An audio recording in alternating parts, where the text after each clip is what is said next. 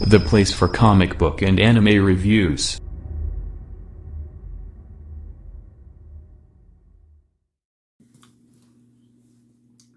Hello you guys, I'm the Brave Campbell 12 YouTube channel, playing your comic book and anime reviews.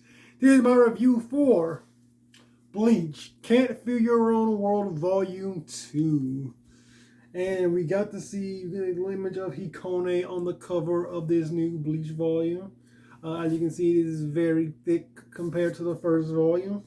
It has a lot of more information in it, has a lot more character interactions in it, and that's probably one of the funner parts of the book, are some of the character interactions throughout this book. This really does pull from the Thousand Year Blood War, and you get to see like Arrancar's, Quincy, Shinigami all kind of working together to defeat, a specific enemy. And I love those little moments right here. I love those moments between Grimjow and Neliel, and Halle Bell working together. I love the interactions. There's this really funny action in where you can see Kukaku again, and when the character in Sakukaku's house, and we've got really fun interaction there that I really enjoy quite a bit. There's a lot to enjoy in this little Bleach volume. I think the character of Hakone is a actually pretty interesting character. Is literally a character who was created to be like another Ichigo.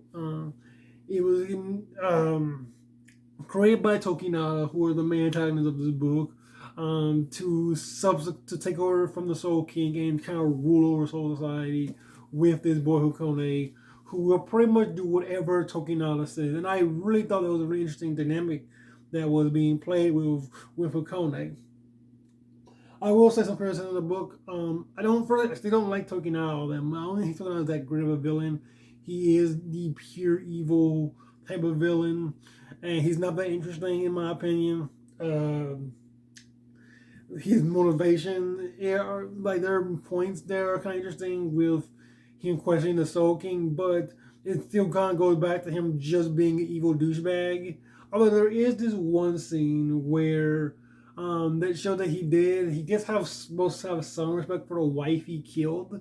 It's interesting in some ways, but I'm really looking to see.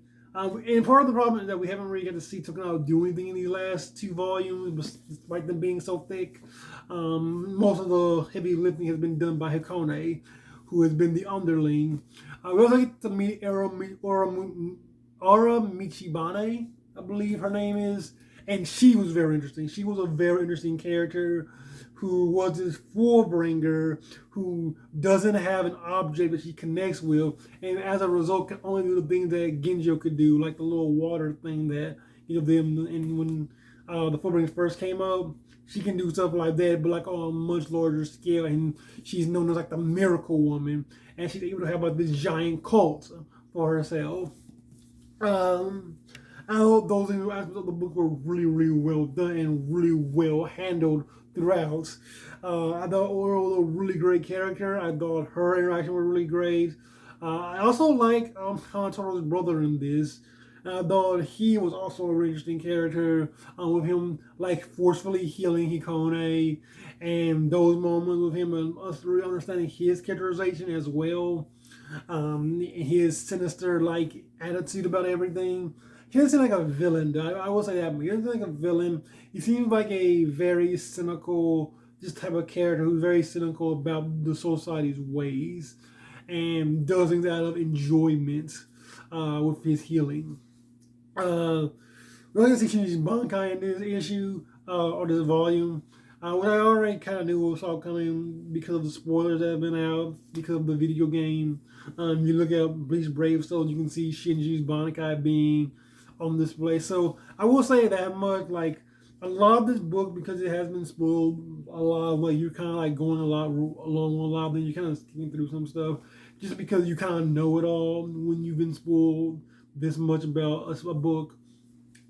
So because of that, like it's away from the actual enjoyment of just reading the book, because you have in the back of your mind of what you already know is in this book. You're going in with it. But even despite that, this does give you a lot of new information that you probably don't know about. Bleach Can't Be Your Own World, and narration is given to you, and you do get a good character reaction that I do really enjoy seeing. Those are like the highlight of the book, were those character interactions and just how fun they are, and seeing how the Shinigami run into being with the wrong color and the Quincy's, and they're not having this same mutual disgust for each other, and all having to work together. Those were what really worked. There's actually a really fun scene between Giriko, who, as you remember, was a Fullbringer that Kenpachi killed, and Kenpachi meeting each other again, and just that interaction alone was so freaking fun. I really enjoyed that. Like that was a great moment right there. And I will say, I kind of wish a lot of this stuff was animated.